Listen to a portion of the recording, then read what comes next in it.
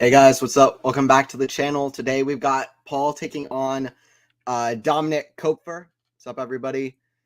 Joining in. We're going live for the Dallas match here of Koepfer taking on Tommy Paul. Hopefully I'm coming through fine. What's up, everybody? Say hi in chat if you're joining in. It's 30 left for Koepfer. He's serving. Down 0-1. Paul's up 1-0. Forehand of Koepfer. Of Paul, forehand Koepfer. The forehand of Paul, that goes out. Koepfer is a lefty. Lefty forehand to the righty forehand of Paul. Take a look at the Dallas Open draw to see where this match actually fits into the draw. But a lot of American players quarterfinal, and it's the winner of this one takes on the winner of Shelton and Thompson. So that could be a great semifinal too in Dallas. Hey, what's up, Ashley? Good to have you in here. What's up, Ashley? Yeah, we didn't have the stream kind of the stream wasn't scheduled to be, but we're doing the stream. Where's the scoreboard? Oh, is it not showing up? I have it on. 1 second. Let me fix that up. Oh. Hold up. Did that fix it? Ashley, can you see it now?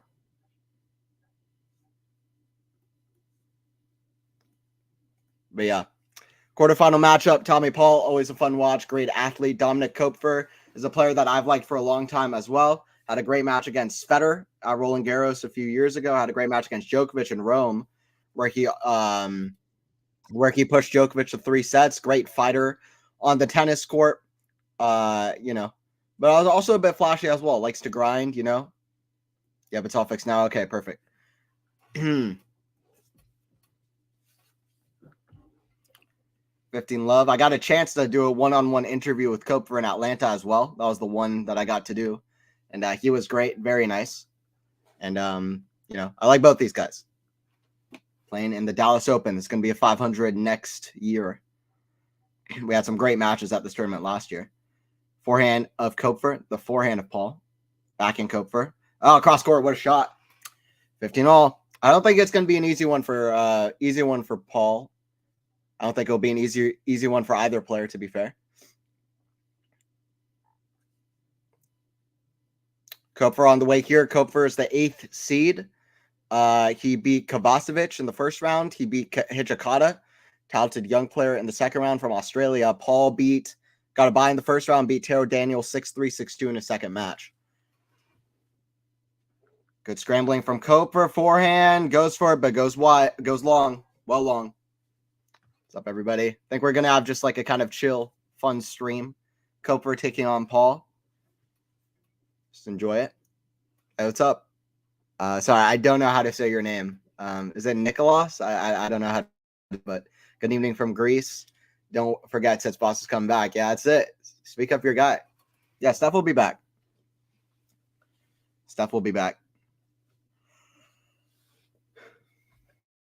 When is Tsitsipas playing next, by the way? Is he playing like in Dubai or Rotterdam in any of those tournaments? He likes to play Rotterdam sometimes. Is he in that draw? Who's playing Rotterdam? I know Yannick's playing Rotterdam. Chapo's in Rotterdam qualifying, which is disgusting. Why is he? That's crazy. He is way better than a qualifier. Luka Van Asch is the #1 qualifier. Goffin is in there as well. Hugo Gaston had a few good matches this week. Maxime Cressy, that's a solid qualifying draw. He's also apparently a 15-year-old kid born in 2008. First time that any player born from 2008 is playing in a qualifying draw or any draw for a professional tournament. So, but that's crazy to me that anybody born in 2008 could. That's what it is. Wait, who is there still the who's playing? Okay. No, Tsitsipas is not playing.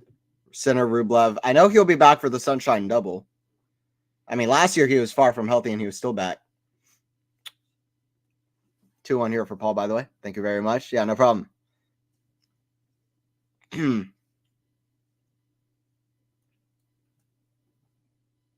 By the way, other people in Dallas as well. Tiafo took out Mickelson yesterday. That's a good win for him. So the quarterfinals at the moment are Tiafo taking on Giron, Manarino versus Duckworth, Thompson versus Shelton, and Koepfer taking on Paul. Lots of Australians and Americans. 7 of the 8 players are either Australian or American. 2 Australians and 4 and 5 Americans.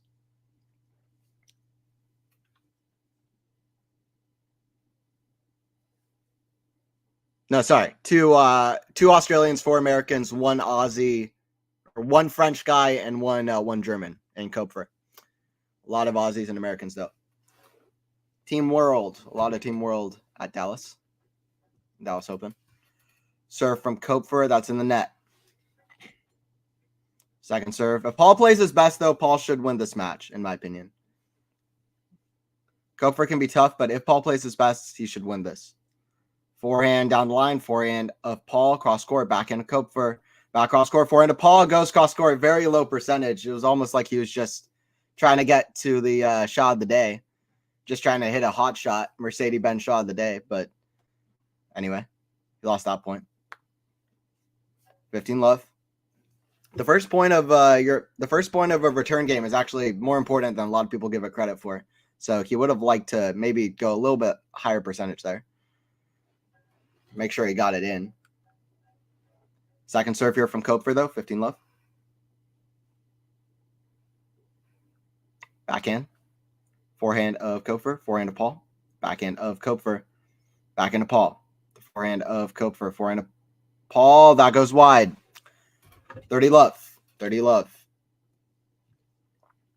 Hey, what's up, Max? What's up, Maxon? Would be nice to see Ben winning in Dallas. Yeah, that'd be cool. He got Tokyo last year. How many titles has Ben Shelton won? Was Tokyo literally his first title? It really might have been. I'm going to guess that it was, even though it was a 500 tournament. He seems to be doing everything just big right out the get-go. Yeah, it was his only title, 500 tournament. Beat Karatsev in the final. I totally forgot that's who he beat in the final. Did he beat somebody higher ranked on the way there? Surely he did. Maybe in the semifinals he did. What was that? That Tokyo tournament? Hold up.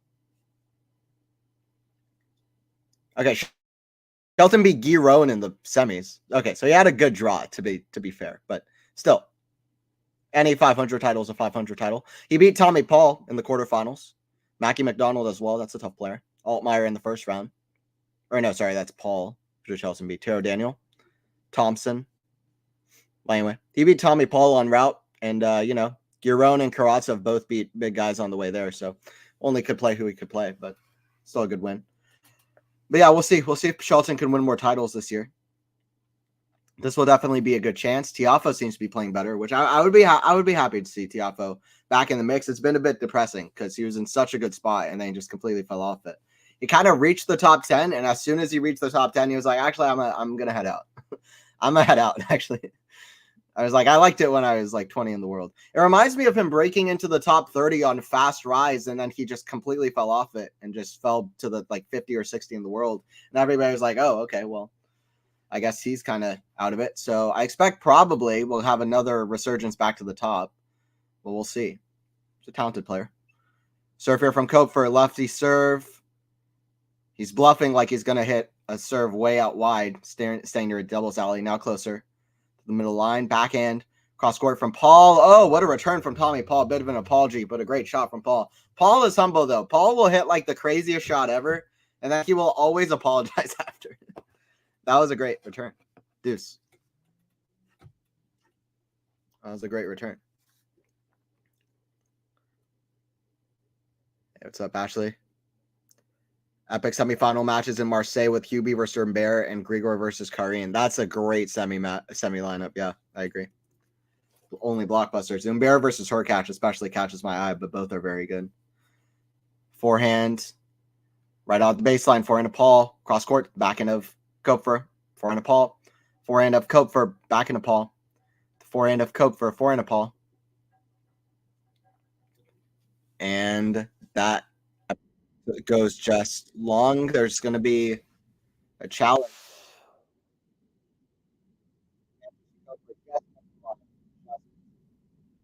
Paul, always excited to watch Dallas. I love the Dallas courts. Because they're unique. They separate themselves. They differentiate, but also they're not ugly to me. You know, some courts I will say are ugly.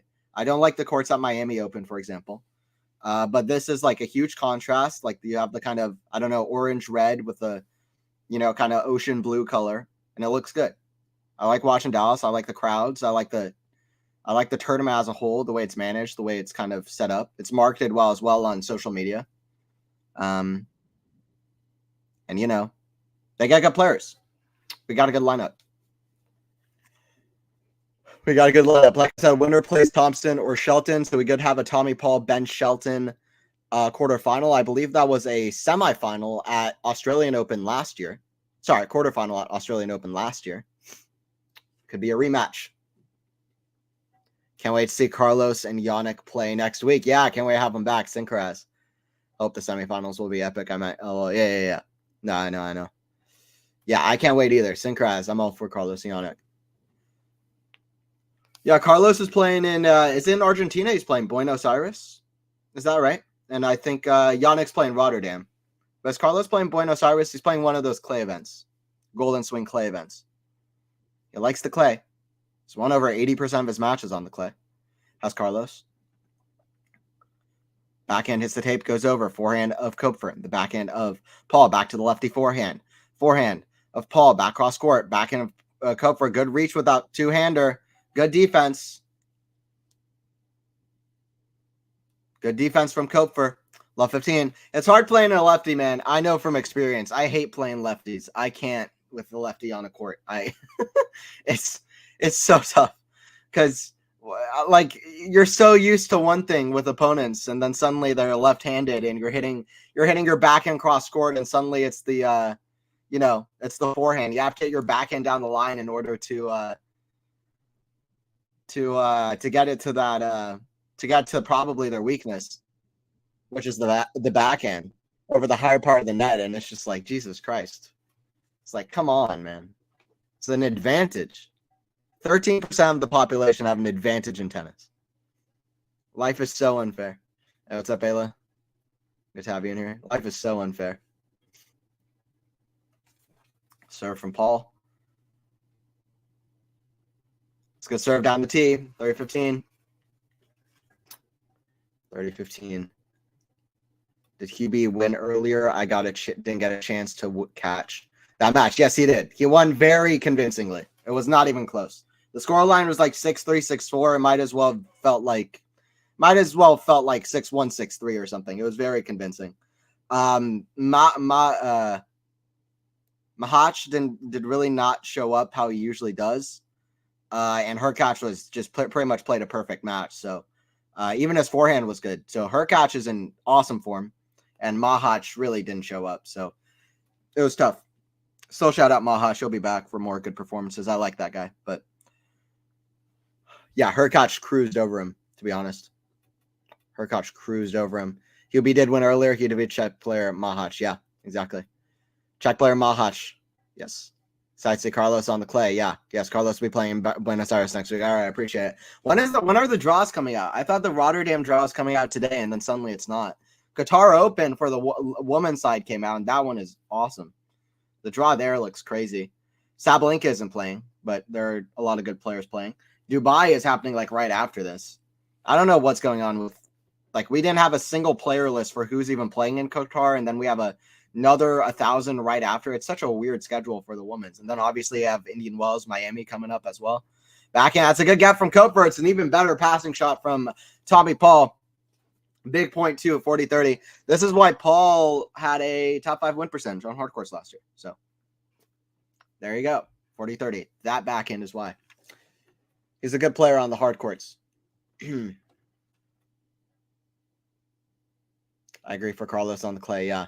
It's interesting that there's a few clay matches on the ATP in the month of February, but I don't mind it. Yeah, it always feels different. One of my favorite things I've heard, just people talking tennis, is I'll say it after this. 40-30, forehand down the line, backhand slice, that's in the net. 3-2 for Tommy Paul. He gets in charge, 3-2. My favorite thing that I've heard is people comparing X-Men and this MCU, how it's like it's like X-Men and their separate universe to Marvel. It just feels like it's a completely separate thing, even though it's like part of the same entity. It just feels like a completely separate thing. And that's what I feel like with Golden Swing compared to the rest of the ATP season, to be honest. That's what it's like. So hey, what's up, Dutchy? Rotterdam draw just came out. Oh, okay, I gotta check that out. Awesome. Thanks. What's up? What's up? What's up, Ashley Dutchy? But yeah, Golden Swing. I like the Golden Swing. I don't mind it. I actually, this is one of my favorite parts of the year. I'm not even gonna lie. I love Dallas, Dubai, Rotterdam. I love the Golden Swing. I love all the chaos going on, preparing for Indian Wells off a big story of whatever happened in Australia. I don't know. There's something about this part of the year. It's peak. I love this part of the year. It's underrated. Especially Rotterdam and Dubai. Those are two of my favorite kind of smaller tournaments. I love this part of the year.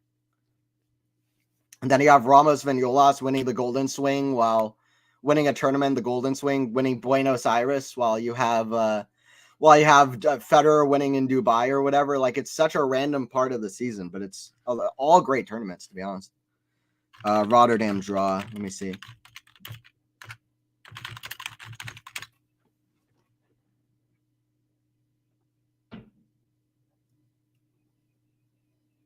Okay, cool. Wait, is this it? Oh, this is qualifying.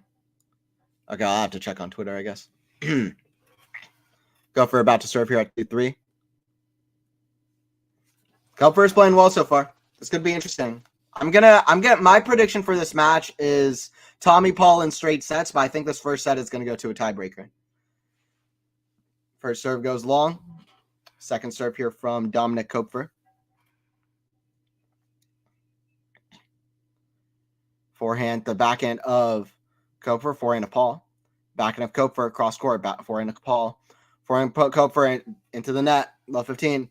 Dominik Koepfer is one of these guys who he got injured for like a year or more, a couple of years. He had to move down to the challengers to play. I mean, he wasn't getting wild cards like one of these guys, you know, Federer, Tsitsipas, Nadal, Djokovic, like Medvedev. Like, anyone these guys gets injured, they'll get a wild card into their tournaments. He had to rise up the challengers in order to climb back. He's gotten his ranking back. When he kind of got injured, that was when he was kind of at his peak, and he was playing really good tennis. So we'll see what his height really is, because I'm assuming we haven't seen it yet. But he got to about 49 in the world. He played a few great matches testing out guys like Federer and Djokovic. He always had this kind of fearless mentality on the court. Kind of reminds me a little bit of like Jan Lennart Struff kind of vibe. He's just like so quiet and mentally inside himself. And, you know, he just seems a bit fearless out there, and that's an important quality to have. He looks for the best out of himself. Seems like a very genuine personality out there for one way or another. He'll say what's on his mind on the court as well. I've seen that before. Love 30. Here. Cover something to the line. But he's one of these kind of grindy guys. But the question is, does he have a weapon big enough to kind of stand up to one of these other guys? His serve isn't the best around, but we'll see. I mean, he's very good from back to court. Can be a little bit late on the back end as well, but, you know, he's a tough player, and he's talented as well. Forehand of Koepfer, and he can switch things up as well, which I like. He's creative. Love 40. That forehand's in the net, though. But he's just maybe Tommy Paul might be too high of a tier for Koepfer, especially on the indoors, especially on, you know, the hard courts in Dallas. Home crowd advantage as well. Half of the players left in the draw. At least 17 of the 18 players in the draw for just threw that game away. He was playing well up to that point, and then just a lot of errors in that game. 4-2 for Paul, 4-2 for Tommy Paul. I like that analogy with the hard and clay courts with the X-Men and FCU. Yeah.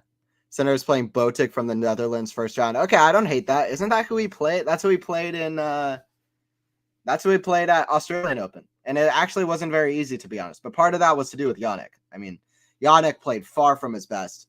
So I think that's a good draw. I say that's a good draw.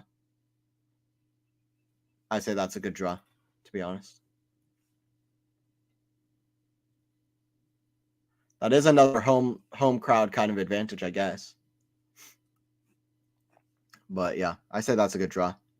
Or comparison, yeah.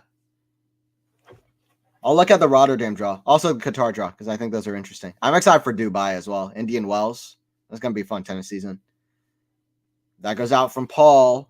So it's love 15. Let's see if Koepfer can break right back.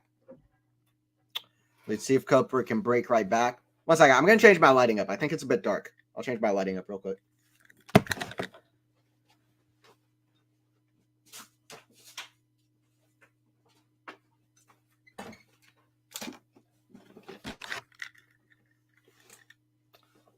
Serve down the tee. That's called out. Second serve. Second serve. Let's see if Koepfer can break right back. Let's go Koepfer. Let's go Dominik. Serve out wide. Forehand. Koepfer. That goes long. So 15 all. 15 all here. Let me ask you guys a question. What do you think is Tommy Paul's highest kind of what's the biggest thing that Tommy Paul will do in his career? What's his ceiling? What is Tommy Paul's ceiling? I mean, you look at a guy like Ben Shelton, a lot of guys look at him and it's like, hey, maybe he'll win the US Open eventually or Wimbledon or something, you know? People look at a guy like Sebastian Korda and it's like, well, if he can just figure out the mental side and keep being healthy and playing, then he should be able to be a top 10 guy probably at some point. People look at Fritz and they're like, a lot of people have divided opinions over Fritz, you know? So what do you think of Tommy Paul? Tommy Paul and Tiafoe are kind of the outliers. What do you think is the biggest thing Tommy Paul can do?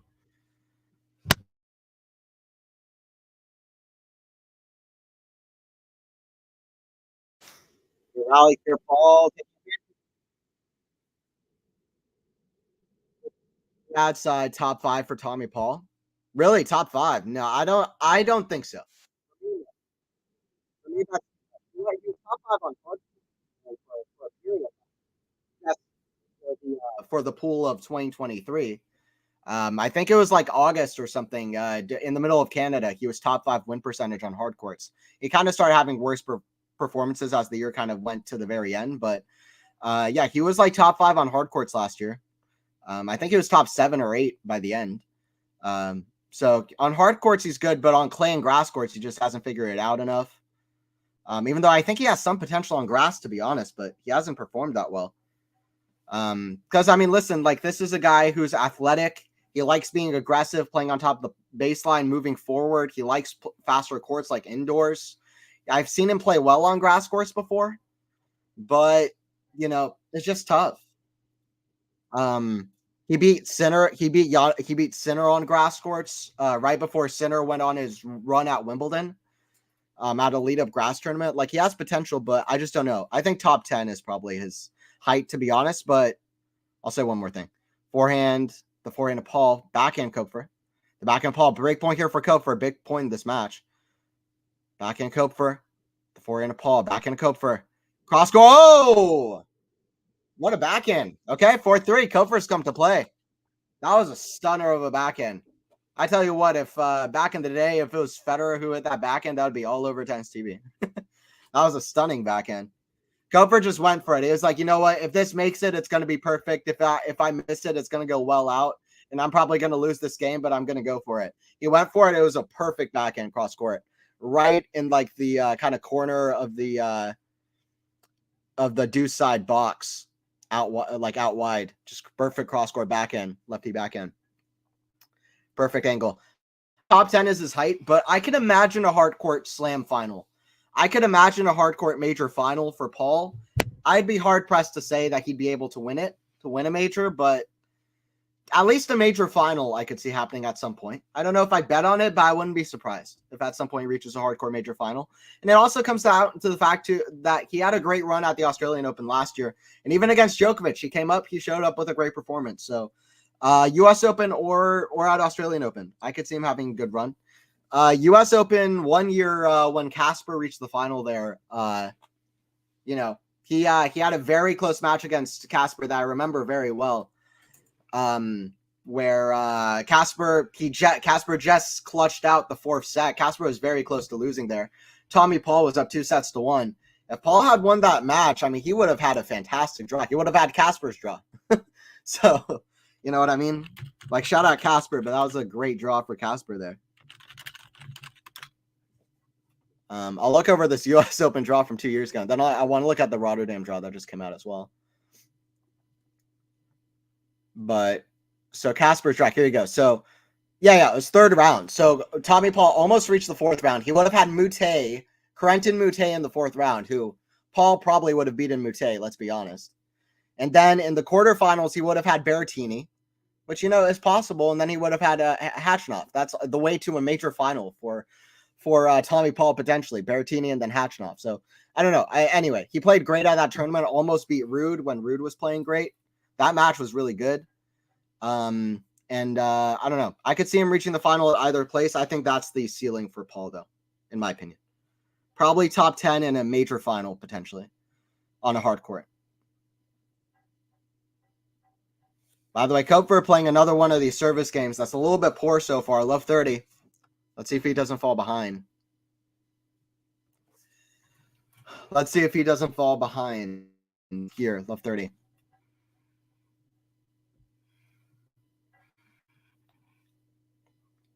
Serve here from Koepfer. Out wide. That's a big serve. 15-30.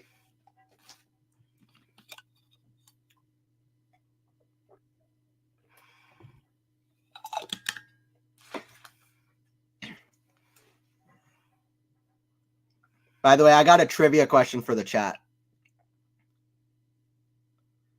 Can you guys tell me what is a big trivia question related to Roger Federer, which the answer is Dominik Koepfer? Can you guys tell me what is the big trivia question related to Roger Federer, where the answer is Dominik Koepfer? It's related to one of the Grand Slams. Huge trivia question related to Federer. Let me know. If you think about it, you might get it. Let me know. I'm actually curious if anybody in the chat can get it. Big trivia question, big Federer trivia question. The answer is Dominik Koepfer, related to the majors. What is Dominik Koepfer for Roger Federer's career? Something at the majors. Backhand way up high from Paul. Koepfer smash. That's in the net. Poor smash. He went from left 30 to 30 all and then hits a smash in the net. Tough. Another break point here for Paul. Let me know in the chat if anybody can think of it. If not, I'll just say it. Maybe at the end of the set. A big trivia question with Koepfer.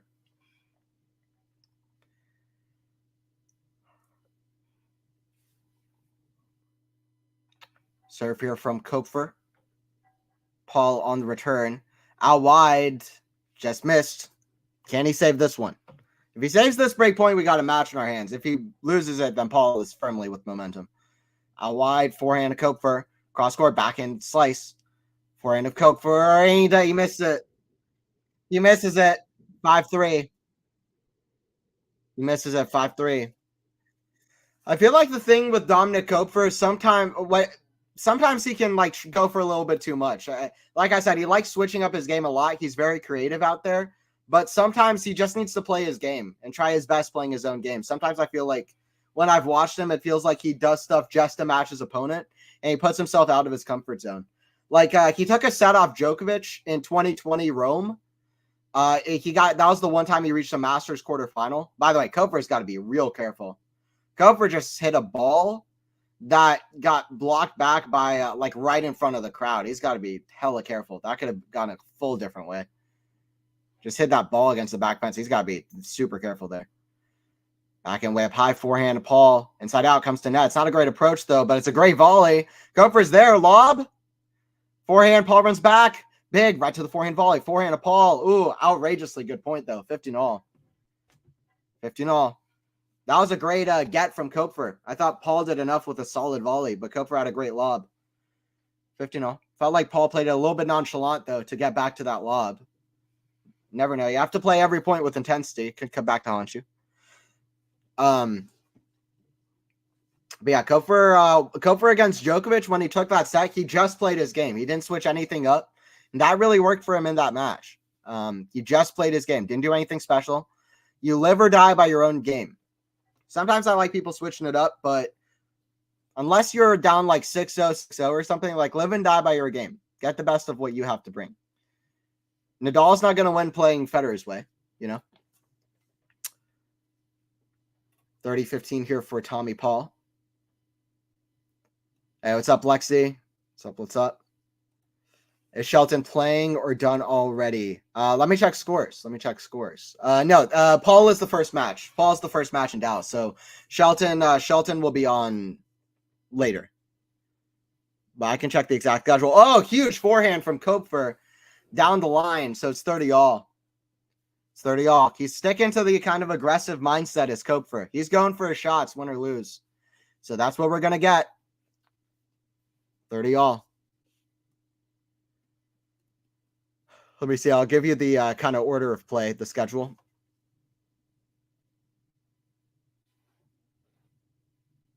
Yeah, Thompson and Shelton is going to be on right after this, Lexi. Serve here from Paul. Serve. That's a double fault. Koepfer with a chance here. Another break point. I kind of thought the set was done and dusted after that break just now. But Koepfer with another break. He went big on the last break point. He got it with the big backhand cross court. 30-40. 30-40. Max move. What's up, Max? Lexi. Serve from Paul. Let's see what Koepfer can do. Serve down T. Forehand of Paul. The backhand of Koepfer. Goes for another one down the line. Tell you what. Sometimes that backhand isn't that great, but he's playing aggressive with it. 2 backhand winners to save break points. Good stuff from Dominik Koepfer. 5-4, 5-4, 5-4. There you go. Koepfer breaking back twice in a row. Have we just had 4 consecutive breaks? I think that was 4 consecutive breaks just now. Pretty sure that was 4 consecutive breaks.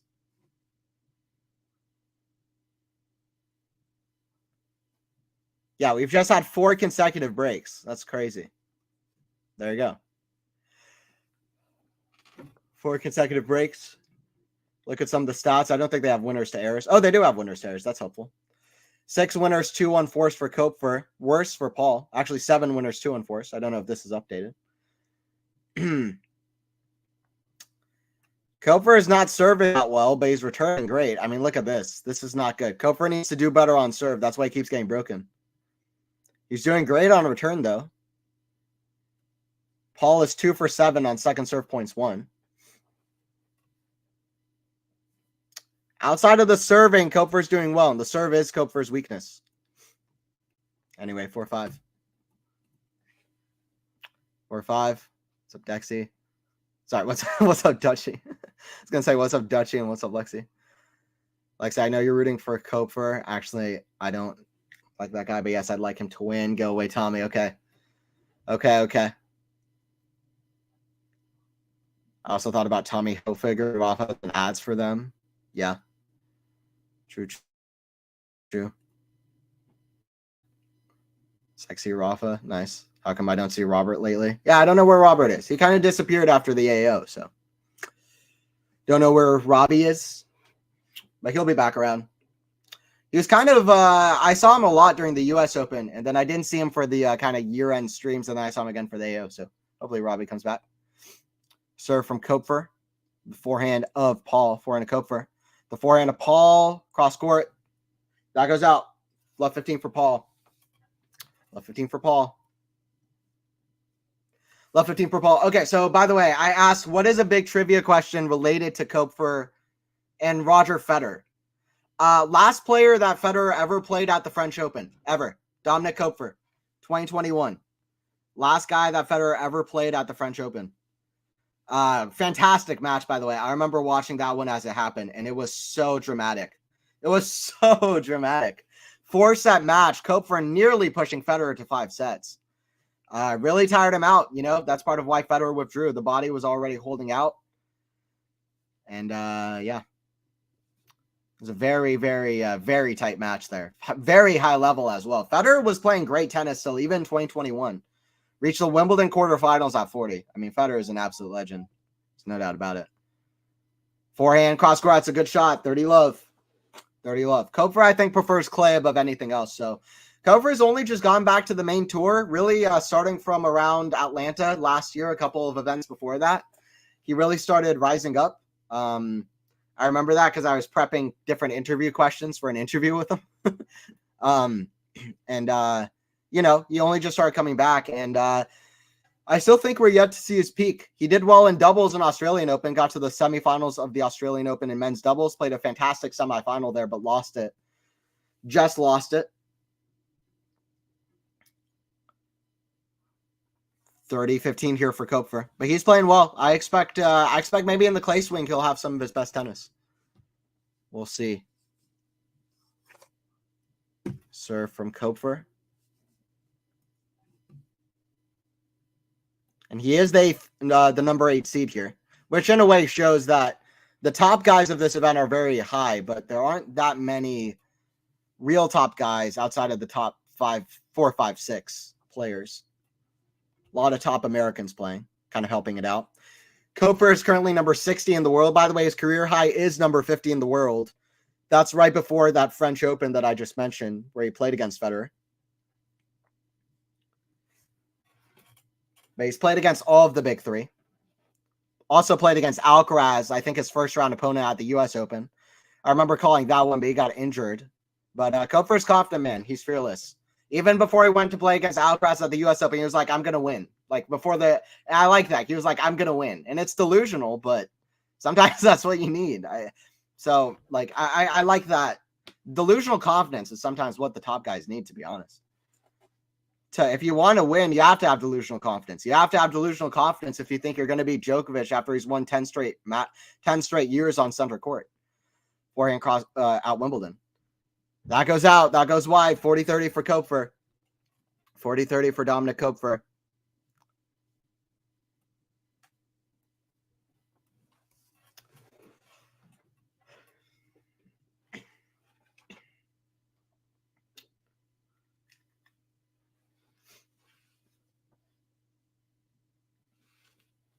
Serve from Koepfer. Backhand. That goes out. Koepfer holds for 5-5. I love it. I love it. I still think Koepfer can be a higher guy than he is at the moment. And that was a better service game from him. He served better in that game. 5-5. He surely needs to do better than he was on serve. But he's doing better now. Or at least in that game, he did better. Only making half of his first serves in would help to get that number up, especially because the second serve is probably the weakest shot in his game.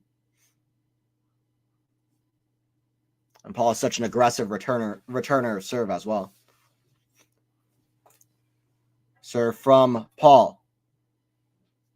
Down the tee, that goes long. After this game, by the way, I'll look up the Rotterdam and Qatar draws, because that's a big point of discussion at the moment. Love 15. Paul misses the first serve long.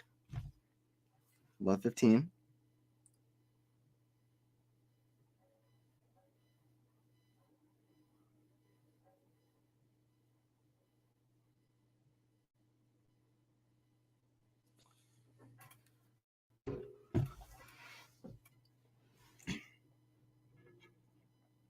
Serve from Paul. This is half a chance for Koepfer now to kind of steal the set. He was down to break twice. He was the guy who really broke in that game. So it wasn't Paul who lost serve. It was Koepfer who won on return, because he returned very well. See if he keeps that going. He's already broken Paul twice. Forehand Paul. Forehand squash shot of Koepfer, defending well. Forehand. The forehand of Koepfer. Koepfer's defense is elite. I mean, it's very good. I mean, I don't know about elite, but it's very good.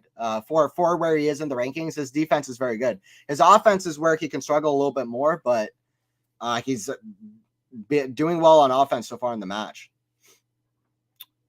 15 all. Paul likes all offense. I don't know about all offense, but he likes offense. Playing aggressive on the baseline. Bit of an all-court player, though.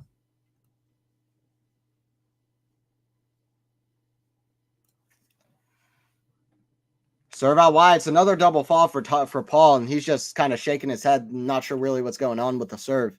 15-30. Could it be 3 lost service games in a row for Paul? That's what we're looking at. And then you're going for Chiefs or 49ers. American football is the one thing that you can ask him about. I just have no idea. Yeah, I just have no idea. So I'll just go for the 49ers because I like the name more. I like the name and I like the city more. Forehand. That's a great forehand from Paul. 30 all. I don't follow American football. If anything, I follow basketball, you know, some soccer, but I don't follow American football. 30 all, 5-5, all tied up. Let's see if Paul can hold his serve. Be the first time in 3 service games. First serve is in the net. The first serve has really evaded him. Second serve, it was really good at first. Backhand Koepfer down the cross court. That backhand is so good at the moment. Forehand, the backhand of Paul. Backhand Paul. The forehand of Koepfer. Cross court. Backhand. Forehand to backhand rally. Forehand now. The backhand of Koepfer on that do side. We're going do side rally cross court. It's a backhand Paul. Forehand. Koepfer is there in no time though. Down the line back from Paul into that ad side. Koepfer gets it somehow. Forehand away inside out, but rally of the match so far. Great stuff. The crowd's loving it. Crowd's loving it as they should, and they have their home crowd guy.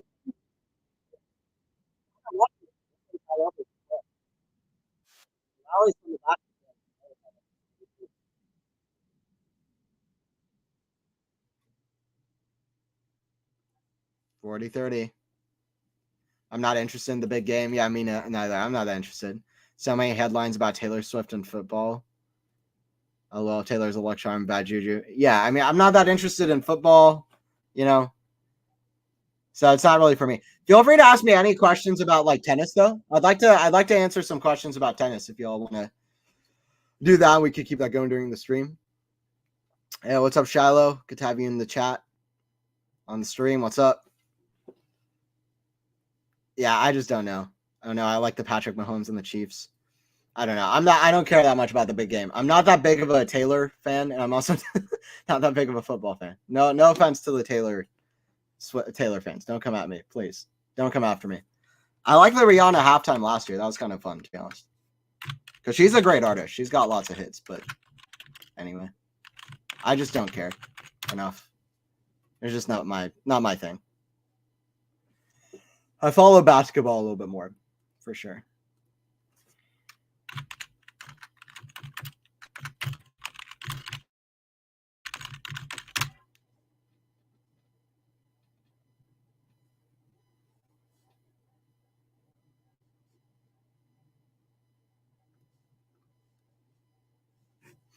Five, 6. Anthony is a Swiftie. I'm not. I'm not Faison. I wish I could say I was, but I'm not. Let's go. Yeah, that's it. I usually what I listen to is more like alternative stuff, electronic rock, rap stuff. Mostly rock, to be honest, and kind of alternative stuff. If I listen to and like classic rock, but if I listen to like pop music, I would say like some good ones. I don't know if Paramore counts. Caroline Polachek is good. Dua Lipa is pretty good, actually. Olivia Rodrigo is pretty good songwriter. Those are some I would mention. I like Billie Eilish more back in the day. Like if I listen to that style of music, that's what I listen. I don't listen to Taylor. I'm sorry. I just can't do it. I cannot do it. One of my favorite sportsmen is Cooper Kupp of LA Rams, so I'm neutral. All right, fair enough. Super Bowl is a circus anyway. Yeah, that's true. Super Bowl is a circus. It's like full-on entertainment just all the time. It's crazy. It's crazy that we as a species have decided that Super Bowl every year is like the biggest thing that we do ever. But it's fine. I mean, people enjoy it. They enjoy it. It's cool. Forehand of Paul into the backhand of Koepfer. That goes wide. I hope Usher does spectacular performance for the halftime show. Yeah, for sure.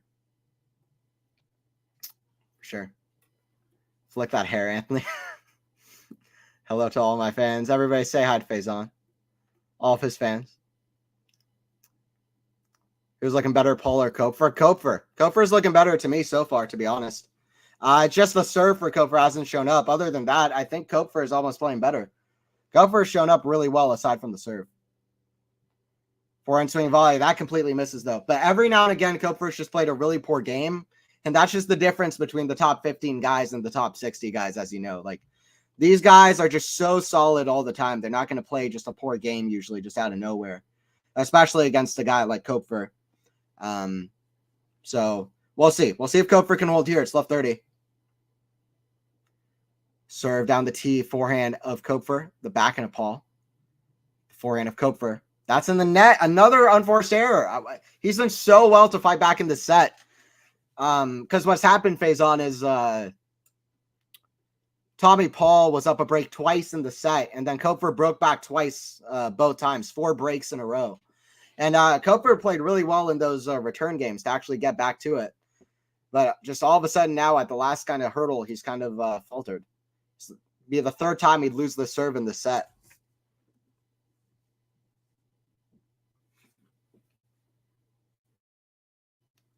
Back in cross court, forehand. Back into Paul. Forehand to Koepfer, way up high, back into Paul. Back into Koepfer.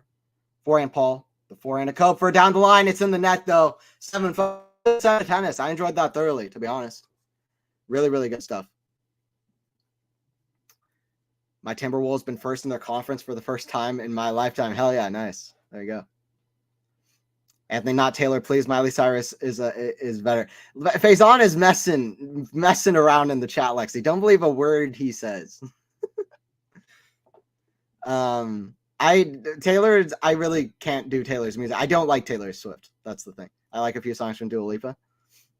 Yeah, Dua Lipa is actually she makes really smart kind of pop music. Her music is really well done. I like Dua Lipa as well. I'm always waiting for the commercials. I don't even watch the commercials nowadays. Maybe I will a little bit this year. Who knows? Basketball. So I'm assuming you've seen the Kobe statue unveiling last night. Yeah, I saw a bit of that. Yeah. Shout out Kobe. Rest in peace. That's one thing I do enjoy is the new commercials. Some are pretty good. Yeah. Well, they got huge budgets because they got the whole world is watching them. Match coverage. Okay, got you. Do plan to watch more football and basketball? Yeah, same. When I got the chance, I've been watching mostly tennis. Ford commercial, Darth Vader kid, the best still. Do you guys remember Magic Fridge? That's my favorite. Magic Fridge is my favorite.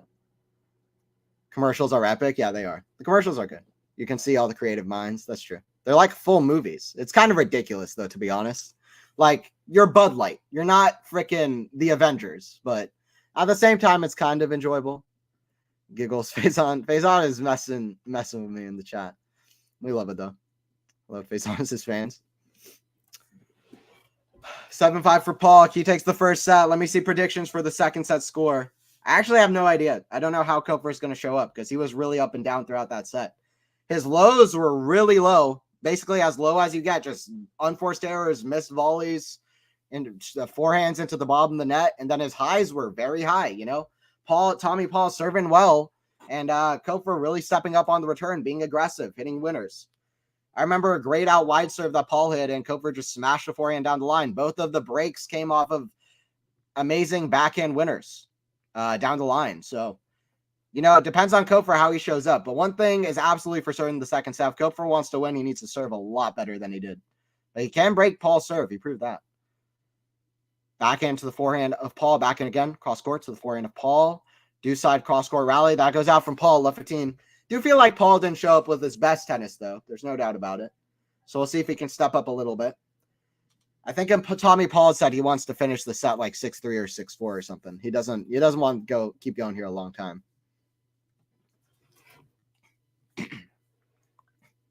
Serve here from Paul. That goes wide. Second serve.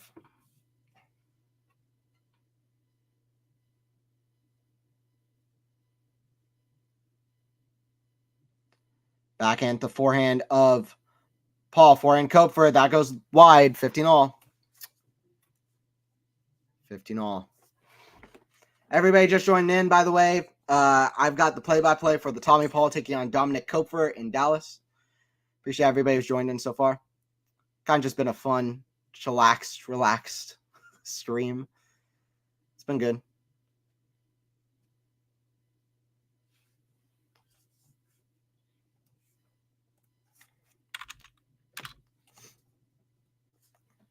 Backhand to Koepfer at the forehand of Paul. Inside out, forehand Koepfer. Squash shot. Oh, Paul leaves and that stays in. Great shot from Koepfer. I think Koepfer is surprising Paul a little bit because he is playing good tennis. Yeah, that stays in. Well in, to be honest. Badly left from Paul. He could come to regret it. Like he already does, to be honest.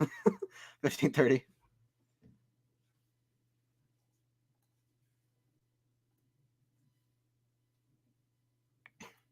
By the way, we got UTS going on out this right now too, but the only way to watch UTS Ultimate Tennis Showdown is on T2, and I don't have T2. Don't know why watching tennis is so expensive and difficult. Like, it's so wrong. Like, if UTS was on ESPN, that is my biggest dream as like a tennis fan. Like, I want Ultimate Tennis Showdown to be on UTS. To be on ESPN. You realize how many new tennis fans we would gain that way? You know what I mean? Like, for me, that would be awesome for the sport. But it's so hard to watch. Like, even people who have like tennis TV, for example, it doesn't mean we have T2. Like, it's so difficult.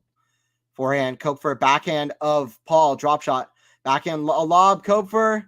Paul runs back, backhand. Another lob from Paul. Smash. Paul gets it somehow. Lob, way up high. Oh, that stays in. Another smash from Koepfer from the baseline. How does Paul get back to neutral? Drop shot. What a rally. Backhand. Paul cross court. Forehand to Koepfer. That stays in. Lob. Drop volley. Paul wins that point. Wow. How did Paul win that point? You know, that could end up being a really important point. If Paul, you know, wins the set like 6-2 or 6-3 or whatever, and Koepfer never breaks Paul, remember that point, because Koepfer should have been up a break point. He had an overhead with Paul way out in the ad side, and Paul somehow managed to reach back and just get it on the baseline. Fantastic point there. Shows the defensive capabilities of Paul as well. Serve out wide. That's a great serve from Tommy Paul. There you go. 1-0. 1-0. I can't wait for the Rafa and Carlos exhibition match next month, Max. Yeah, I agree. That's another one that I think is great for tennis. The what's it called? Las Vegas Slam or whatever.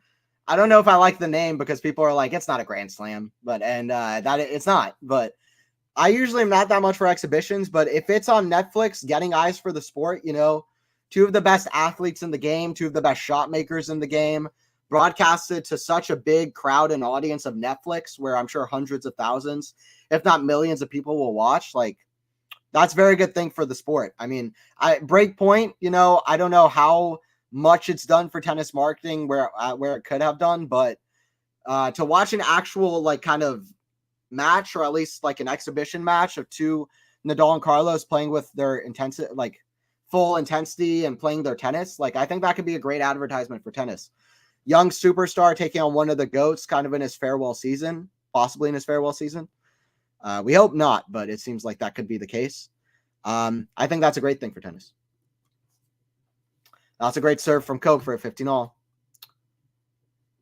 Imagine the World Cup was every year like the Super Bowl. I'd be so excited. I love the World Cup when it happens. You can watch it on their app. Download the app, Anthony. Wait, for real? Oh, okay. I'll do that. I didn't even know about that. All right, thanks for plugging me in. I didn't even realize that. Appreciate it. What's up, Jane? I remember saying, Anthony, you were a fan of the animated Avatar: Last Airbender. Hell yeah. Forehand of Paul, the backhand of Koepfer. Forehand Paul, the backhand of Koepfer. Forehand Paul again inside in, the backhand of Koepfer way up high. Forehand Paul, the forehand of Koepfer, that goes wide. 30-15. Trailer for the live action series was uploaded yesterday, uploaded 2 weeks ago. Oh, yes, I saw that. Yeah, I love Avatar: Last Airbender. Yeah, that's one of the best shows for sure. Yeah, and I'm excited for the live action. I mean, I know some people have been hesitant. They're like, live action Avatar movie was so bad, and like the creators of the original went off, which was my biggest hesitation with it. But I was like, man, we're going to see incredible CGI with Avatar. I like some of the writers on it. One of the writers wrote for Young Justice, which is another show I quite like. That's a good animated show. Like, that one's going to be good. Backhand goes out from Paul, so it's 30-all here for Koepfer. Yeah, Avatar: Last Airbender, that's a great show. Lost is my favorite TV show I've ever seen. Lost. That one's just different. That one's like by far my favorite. But Avatar is up there. I don't know. I'd have to make like a top 20 favorite shows at some point because I love TV as well. 30-all for Koepfer. See if he can at least hang in close with Paul here. Serve from Koepfer. Got a good serve out wide. That's what Koepfer needs to do more of. That first serve is not like he's not been making first serves. When they've gone in, they've been super like spinny. They haven't really landed in the right place. That was a better serve there. 40-30 under pressure as well. Game point here from Koepfer. Out wide. That's a good serve. Kind of sliced out wide. Backhand cross court. Forehand to Paul. Cross court. That goes out though. 1-1. 1-1. Both these guys have their skills. Both skillful guys out there. Suppose everybody in the top 100 is talented, but these two guys definitely stand out to me with skillful games. Tommy Paul in particular can hit some crazy shots. Lamont got disqualified from UTS for a code violation. Jeez, I wonder what he had to do for that. Yeah, that's crazy. I don't know what Monfils did. I'll have to check a clip for that. I remember a clip of like Gale at one of the UTS. I don't know. There's some crazy stuff that happened at UTS. What happens at UTS stays at UTS. Serve out wide, backhand. The forehand of Paul, forehand of Koepfer, lob, that goes out. I saw Casper Ruud arguing with a few of the guys at UTS in a clip on Twitter earlier. So that happened. Ruud beat Runa just now. They had a nice enough handshake at the net, which, okay, wasn't always the case.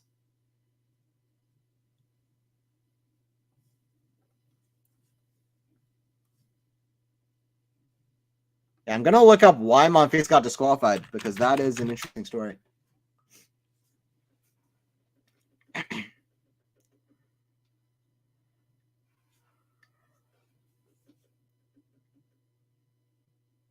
$30 love here for Paul, by the way, with a big forehand inside out.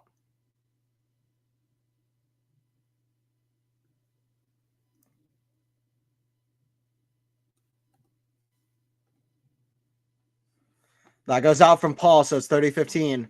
Error wide.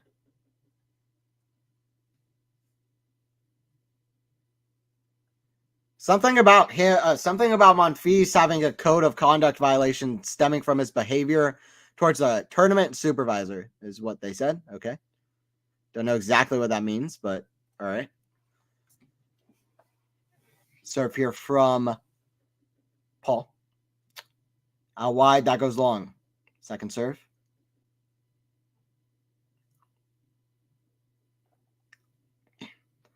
Backhand. Cross court. Backhand. That goes out from Paul. Another error. This is disappointing from Paul. 30 all.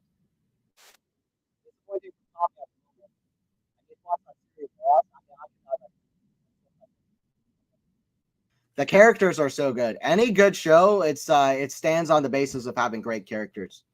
Like comedy or drama, whether it's like a show like Community, Parks and Rec, It's Always Sunny, Arrested Development, even Breaking Bad, Lost, even Avatar: The Last Airbender, what we just mentioned, like The Sopranos, like the best shows stand on having great characters.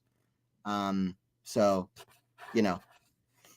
that's and Lost is just awesome. Big point here, 30 all. Paul, forehand to the back and a Koepfer, forehand of Paul, the back and a Koepfer. That goes out, 40-30 here for Tommy Paul.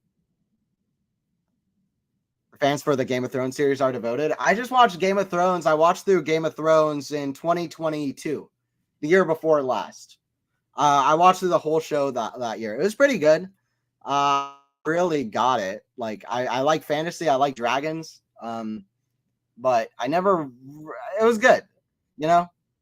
But I think it's a little bit overhyped. Like I thought Lost is way better than Game of Thrones. Like Breaking Bad is almost underhyped. Like Breaking Bad deserves all the hype that it gets and more. Like it deserves to be thought of as like the best show ever, or at least one of the best shows ever. It's incredible. But for me, Lost, I can't believe people don't talk about Lost more. To me, that was way better than Game of Thrones. And I've pretty recently watched both Lost and Game of Thrones, watched through both those shows. To me, Lost is way better, but everybody has their own opinions. Game of Thrones was really interesting. It was like a realistic kind of dive into like a fantasy world, which I always like. And, it was intense. It didn't step away from like kind of gruesomeness and exciting moments throughout that really kind of, I don't know, is full of, what's the word? I forgot the word, but it gets an emotional response out of you. Those kind of feelings, hyperstimulation consistently. Season 4 of Game of Thrones was incredible. You never really know what to expect. I love that they like killed off the main character in like episode 8 because that's like so unpredictable, the unpredictability factor. But also it's like heartbreaking. There were some scenes in that still stick with me and are heartbreaking, but the unpredictability factor of TV and movies is a big thing, and that's kind of, I don't know, it's unique. It's certainly unique, but to me, to me, it never really got on level with some of the other shows. It felt a bit disjointed. It felt like, I don't know, it followed so many different characters. You know what I mean? It was packed. Rude, I guess, lives 10 minutes biking distance from where it was held. Yeah, it was packed. What do you mean? The UTS, right? Hey, what's up, Ghost? That the North remembers, the South forgets, and it's probably because the purple drink. Anthony knows what I'm talking about. Sure. My boy T-Paul's playing great. Yeah, Tommy's playing great. Surf here from Koepfer. Serve down the tee. That goes long. Second serve.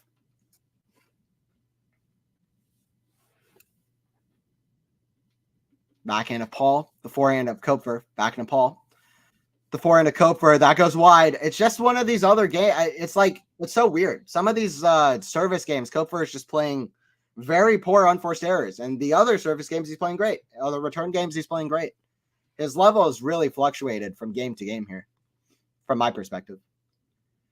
A lot of them happening on his own service games. Serve here. It got broken 3 times in that first set. It's not going to work. Serve here from Koepfer. Out wide, backhand of Paul. The forehand of Koepfer, forehand of Paul. The backhand of Koepfer, forehand of Paul. The backhand of Koepfer, forehand to backhand rally, forehand to the forehand of Koepfer. That's in the net. Love 30 for Tommy Paul. Trying to get it done from the home crowd in Dallas. It is a 250 at the moment. It will be a 500 next year. Last year, this tournament last year was the last final that John Isner reached in his career. I still would love to see Isner come back for one more thing. He has such a sad way of going out as well, with a heartbreaker against Michael Moe. But anyway, likely John Isner's last kind of final of his career. He lost to Yibing Wu. Absolute epic. Anybody who didn't watch that match, John Isner, Yibing Wu Dallas final last year, please look up the highlights on YouTube. It is unreal. It's amazing. It's one of the matches of the year last year, in my opinion. They just kept trading championship points, 14-12 in the tiebreaker. Both guys played unbelievably well. One of the best matches of Isner's career, and he lost the match. Yibing Wu played such good shot-making tennis. Hope Yibing Wu comes back healthy, because he is a stunning shot maker of a player. But also Fritz was in the tournament. Yibing Wu took out Taylor Fritz. That was an amazing tournament last year. First serve is wide. I mean, listen, all of these service games that Koepfer has lost, he's lost at love. Just not good. Catches the ball. Second serve here. Not good. Serve, forehand of Paul. That goes long. 1540. Goes long 1540. It is surreal to me with these guys that I had a chance to interview in Atlanta. I want to do more of that. Travel to more tournaments, because that was fun for me to do. I like both these guys a lot. 10 minutes biking distance, most Nordic distance ever. Yeah. He said it was too cold to bike, though. Must have forgotten his thermals. There you go. Nor is everything up on a bicycle. And I mean everything. Jesus Christ, Ghost, you know. Forehand, the backhand of Paul. Right on the baseline. No, it just goes out. 30-40. Okay, 30-40. But yeah, that's being held in Oslo, right? So, yeah, it is close by.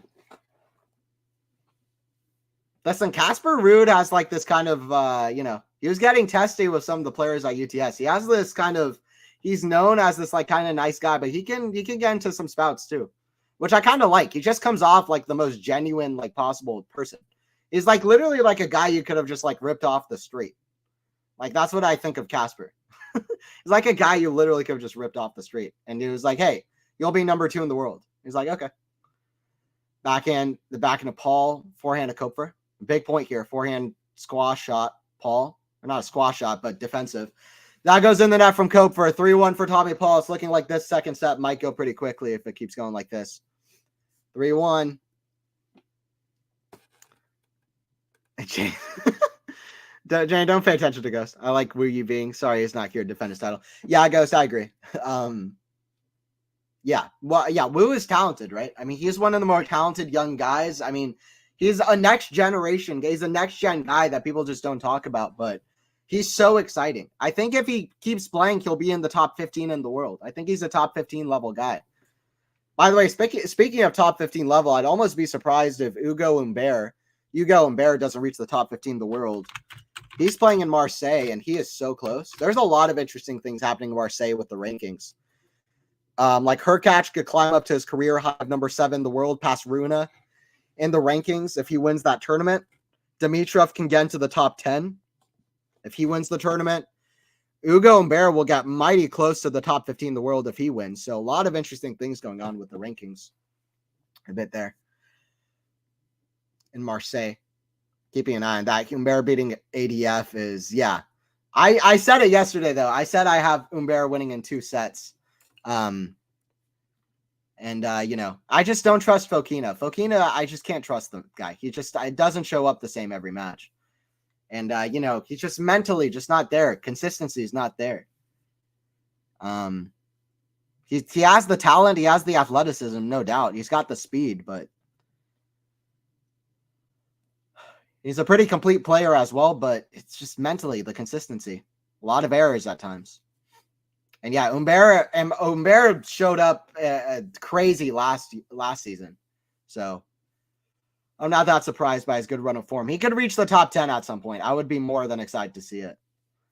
Forehand of Paul, that goes wide, 30-15. Because listen, Hugo Humbert is a guy who he had every single thing possible working for him outside of his win percentage. Like he was just not winning, which is a big part of it. Having the confidence from being able to get the wins, getting in the habit of winning. He's certainly in the habit of winning now. Won a title at the last week of last year outside the ATP finals. So he's in the habit of winning now, but he's a great, great player. He's dangerous too. He can beat some top guys. Just for whatever reason, for a long time, could not put it together. Was getting so close, but just not quite there. Backhand volley. Koepfer's there, though. Backhand. What a point. Forehand. Paul, cross-court, backhand volley. No way. Backhand. Oh, what a shot from Paul. Point in the match. Point in the match. 40-15. Point in the match. It was go quick. I couldn't recount everything, but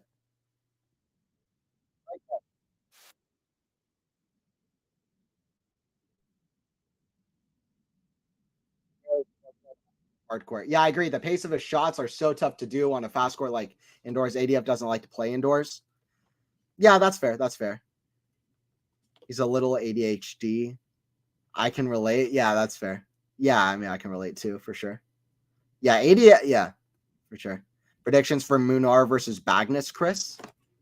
Munar versus Bagnes. Let me see. Where are they playing at? Is that in Buenos Aires, I assume? Spanish guys versus Argentines. I saw that was all over the draw. Or not Buenos Aires. What's the other one that's going on? Cordoba. Backhand Koepfer, that's in the net. 4-1 for Tommy Paul. Looks like we're going to get the second set in a hurry. Tommy Paul's played a great match. Good signs for Tommy Paul that he's not going to have a kind of letdown after a great season last year. If he keeps going at this level. But yeah, Bagnes taking on Munar. That's a good question. Let me see. What are their scores so far this week? Munar. I like Munar a lot, though. I'll be honest. Munar is one of these lower tier guys that I always think should be higher in the rankings. At least on a clay court. Like, he just doesn't really perform, but he's a very good, skillful guy. And he can play at a pretty high level when he's playing well. Like, he's clearly not good enough for, like, probably top 40 or top 30 or something at the moment. Consistency isn't there, but yeah, Munar beat Francisco Cerundolo early in the year. I don't know what happened with Cerundolo. He's really fallen off, but what about Bagnes scores? Okay, so they're playing right now. Bagnes beat Carballes Baena. Ooh, those are 2 big wins. Bagnes took out Juan Manuel Cerundolo. Both guys taking out the Cerundolo brothers. I don't know. I would assume maybe they've played before, actually. I don't know why I'm looking this much into it, but kind of want to give a good answer. Munar versus Bagnes. Let me see. So Munar is 1-0. That happened 2019, though, so that basically doesn't matter. Okay. Yeah, I don't know. Carballes Baena is really tough on clay courts. Francisco Cerundolo just hasn't really found his level at all. But Munar, I like Munar a lot on clay courts. Yeah, I'll back Munar. I'll back Munar for the win. Francisco Cerundolo is a great win anyway. And Munar is talented. Anthony, what's your take on Nishioka? Can he be top 15? No. I don't think Nishioka can be top 15. Nishioka, in my opinion, has already reached his highest heights. He reached his highest heights when he won Washington a couple years ago and reached like the top 20, 25 in the world. Reached the fourth round of Australian Open, did well at the US Open. That was his highest heights, in my opinion. I don't see that much more happening for Nishioka. I mean, he's talented, but his game isn't that solid compared to the top guys. You know, he can be really inconsistent. He can get down on himself way too easy. I'm not high on Nishioka. I think he already reached his highest highs. To be honest, I'd love to see Nishikori come back to play. I don't know about other Japanese guys. Who else is there at the moment? Be great to see Osaka back in the mix on the women's side. But yeah, I think Nishioka's already reached his highs. Forehand top the tape from Paul. 30 love for Koepfer. Let's see if Koepfer can get another break. Like I said, he's already broken Paul twice. It's not impossible. He's got to at least hold his serve. Keep close. Hey, what's up, Enigma? Good to have you in the chat. Appreciate you. Thank you. Yeah, no problem, Chris. No problem, Chris. Yeah, Francisco Cerundolo is a good win. And he has that confidence from having beaten him before, too. I'm sure they remember that. The Americans are creeping up on the top 10, Sean. Yeah, absolutely. I just made a video about that on my YouTube channel. Yeah, the American players are very close to the top 10. Fritz was top 10 for a long time last year in 2022. He's fallen out, but I expect him to get back in. Serve down the tee. That goes out, 40-15. I expect him to get back in. Tiafoe's great. He's playing better this week, and so far, still a little bit inconsistent, but Tiafoe's starting to play a little bit better, I think. Serve down the tee. That's another good serve. 4-2. Let's see what Koepfer can do. I expect Koepfer to still test him in one of these two service games, at least. 4-2. Yeah, who else? Tommy Paul is quite good. Who else? Sebastian Korda, I expect to rise up. Ben Shelton, let's see how he can keep doing. Shelton could play the winner of this one. Shelton versus Thompson, the next match could be a really fun match. So what's up, Province semis is Fire Taro Daniel. Yeah. Oh, yeah, Taro Daniel. Yeah, he's a great Japanese player. I like Daniel, though. Daniel is one of the few guys. I think he has a winning record against Djokovic, no? When he played Djokovic in Indian Wells in 2018. When Djokovic was coming back, I will never forget that. He beat Djokovic. Like, that's such a random player to beat Djokovic. It's like Yuri Vesely. I think Taro Daniel has a winning record against Djokovic. Have they played outside of that? Let me see.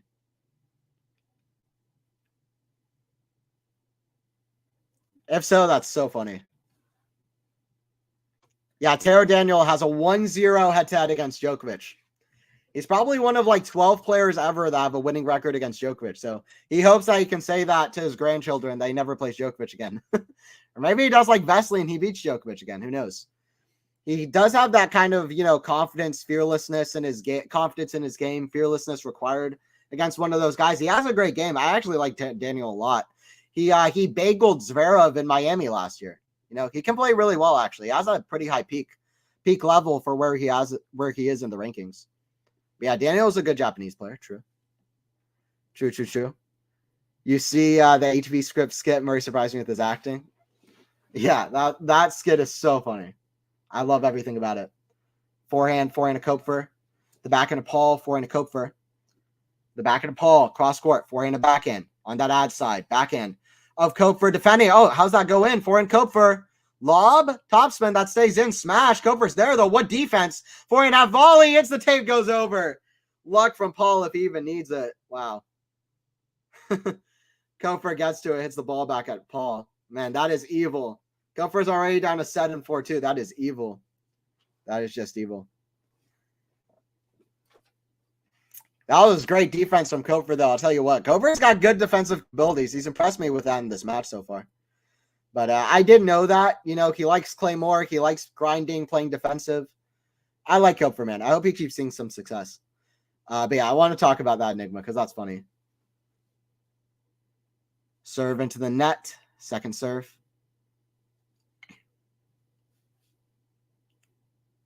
Second serve. Forehand of Koepfer. Forehand of Paul. The backhand of Koepfer. Forehand of Paul. Forehand of Koepfer. That's in the net. 5-2 for Paul in quite the hurry.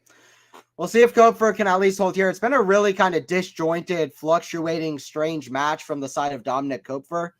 He's played a few really good games. He's played well at times, but other times it's just completely fallen apart for him. So it's been really strange. But 2-5. That's what you get, though. when you're kind of at 60 in the world. I mean, these are great players, but that's why Tommy Paul is kind of higher. He has that consistency rate at this kind of such difficult level of play and intensity that he can just maintain the same consistency.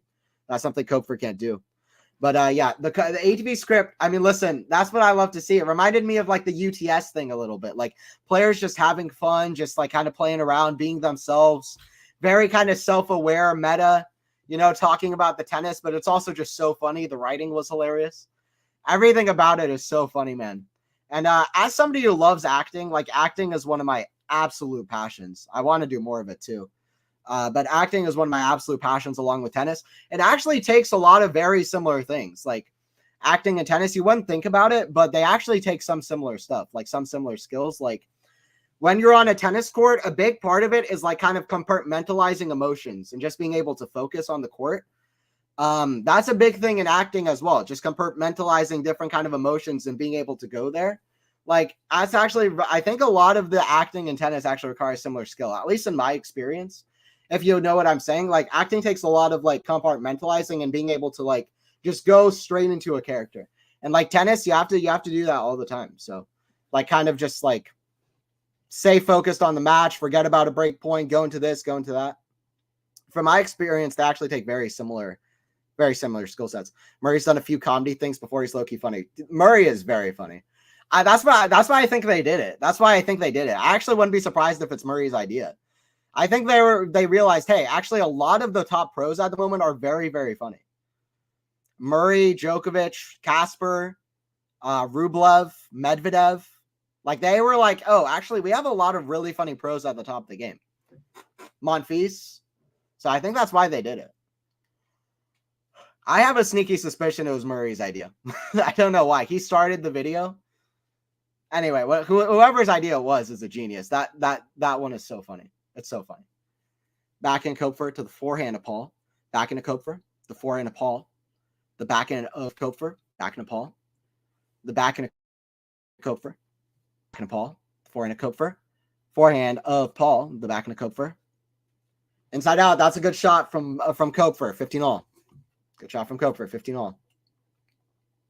I think Rublev is really funny. Yeah, Rublev and Medvedev are definitely two of the more funny guys on the tour, I think. Hey, what's up, Maynor? Good to have you in here. What's up? Team recording is grunts. Rublev's le. Bleh. I love that. Rublev always looks annoyed when people bring that up, like in the funny way, you know, but that's what made that even funnier. It was like, you know what, screw it. He like owned it.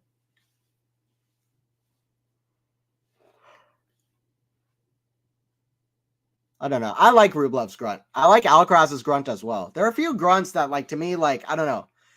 So, like an extended grunt, when somebody has an extended grunt, they hit the shot. Like, sometimes grunts are annoying and are a hindrance, absolutely. Like, but when they're, like, controlled, like Alcaraz, and it's just, like, a split thing, like, it kind of I kind of like watching him, like, sounds weird now that I'm talking about it, but I like, it's a good kind of, it adds to the entertainment for me a little bit, in a weird way, to be honest.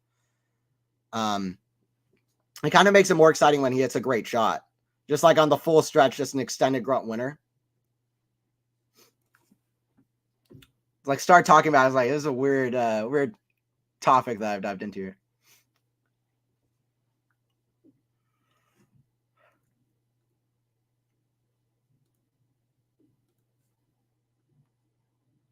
By the way, Rotterdam draw.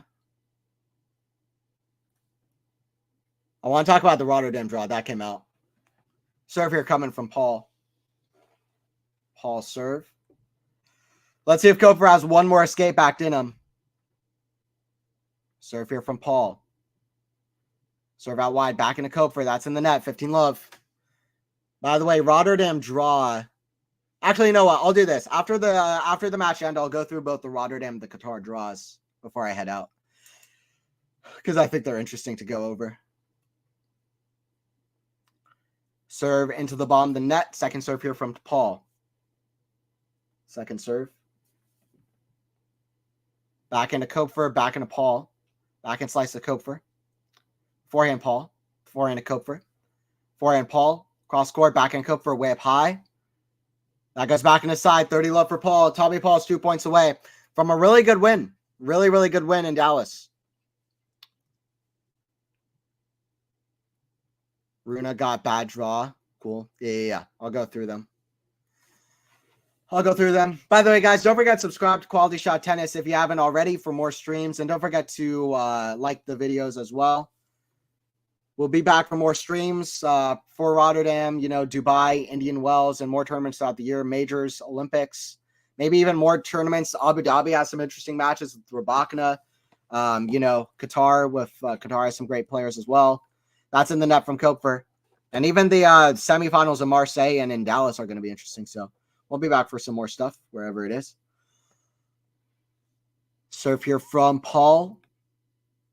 That's in the net. Second serve. Looks like Paul's going to get his spot in the semifinals of Dallas for another career final. I think second career title. Only second career title. Would love to see that for Paul. Forehand of Paul inside into the backhand of Koepfer. Goes for it big. The forehand. That's in the net. 40-15. 40-15 tennis match isn't over till the handshake.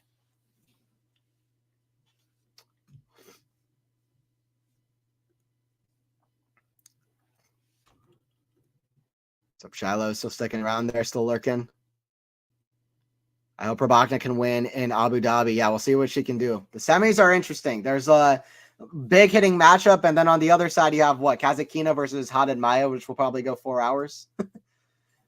On a clay court, that would be like the longest women's match ever. But yeah. But I saw some, well, I'll say after this point. Serve out wide, back into Koepfer. The forehand of Paul. Back in Koepfer. Back in slice of Paul. Forehand Koepfer, forehand of Paul. Cross court, back in Koepfer. Is not giving an easy here.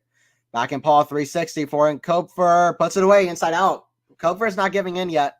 40-30. Dominik Koepfer is a fighter, if nothing else. Stick by that.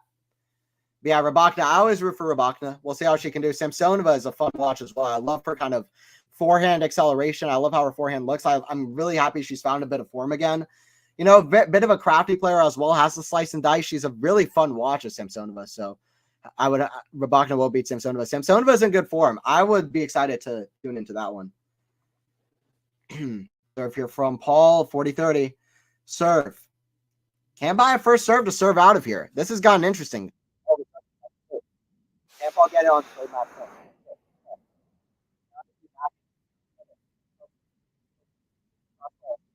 Forehand Paul, cross court. Back in Koepfer. Goes for it down the line. He makes it. Fortune favors the brave. And the brave at the moment is Dominik Koepfer. He saves 3 consecutive match points. You know what this reminds me of? Indian Wells. Last year, Felix Auger-Aliassime saves 3 consecutive match points against Tommy Paul. Twice.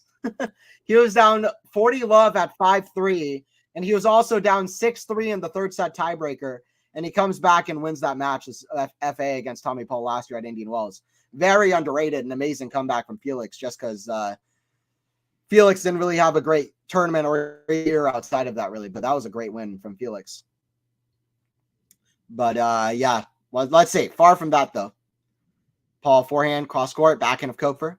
Forehand, Paul.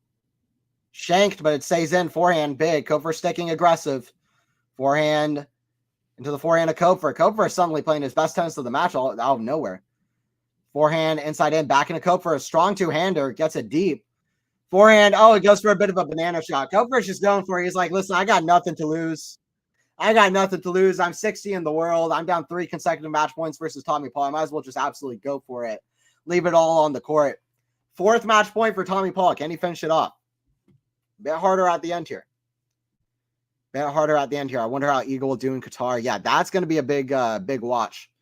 Iga is still in incredible momentum. I mean, she came in with a 17-match win streak in Australia. So, and she had a great win against Danielle Collins in Australia, even though a bad loss to us in the 3rd round. Forehand, Koepfer.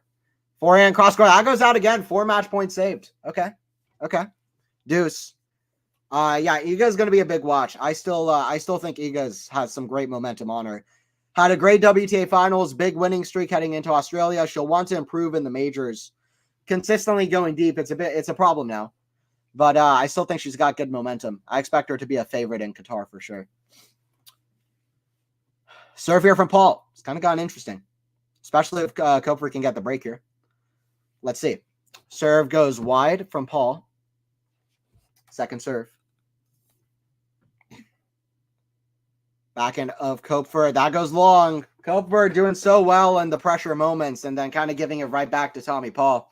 Actually, that's been the story of the match, to be honest. He's played really well under pressure coming back in the match, but all the other times, really, it's been Paul who's played way better tennis. Fifth match point coming for the American from the Dallas crowd. Can he finish it off here? Serve from Paul out wide. Forehand to Koepfer. Forehand to Paul. Cross grass. Going to be a winner. Great winner from Paul to finish this off. He gets the win. Tommy Paul's in the semifinals. He could take on the American Ben Shelton, which could be a rematch of the Australian Open quarterfinal last year. Ben Shelton will have to get through a tough Aussie and Jordan Thompson. But the ever-flashing and athletic Tommy Paul, proving he still got what it takes on the hard courts and the indoor hard courts. There you go. GG's in the chat. GG's for Tommy Paul. Okay, I'll go through the Qatar and Rotterdam draws real quick before I head out as well. By the way, stats for the match, 6 aces for Paul, just 2 for Koepfer. I'm surprised Koepfer even got 2. Let me look at some of these other stats real quick. 7-5-6-3, pretty straightforward, all things considered. The least straightforward parts of the match was at one point Paul was down 5-5, love 15 on his serve in the first set, after already being up a break twice in the first set. But outside of that, he kind of cruised for the rest of the match, which is quite strange. Neither guy doing so well to get a lot of first serves in. Very similar on first serve and second serve, but winners to errors, 18 winners, 12 for Koepfer. And it was Paul who did serve better for the match in general. Definitely served a bit better than Koepfer, 32%, 8 for 25 on second serve is a big number here. 8 for 25 on second serve is never going to do it against a guy that's good. Yeah, GG's in the chat. Don't forget to subscribe as well. Yeah, thank you. Thank you, Minor. Thank you, Max. Thanks, Dutchy. Yeah, good night. Thank you. I appreciate you joining in. Come back for more as well. Hope you come back. Tom Paul hasn't dropped a set. There we go. He's looking for a Dallas title. Looking for a Dallas title. It would be a second title, no, Tommy Paul? I'm assuming it would be a second title. Let me see. I want to look that up. Tommy Paul. I don't know if there's a Tommy Paul career statistics page. It would probably just be on his Wikipedia page, right? You know what I mean? Okay, so yeah, he's been in 3 finals, but he's only won 1 title. He lost at Eastbourne on the grass courts to Cerundolo last year. I still think Paul has great potential on grass courts. He's just never really had that big break yet, but we'll see what happens. He got that big title at Eastbourne.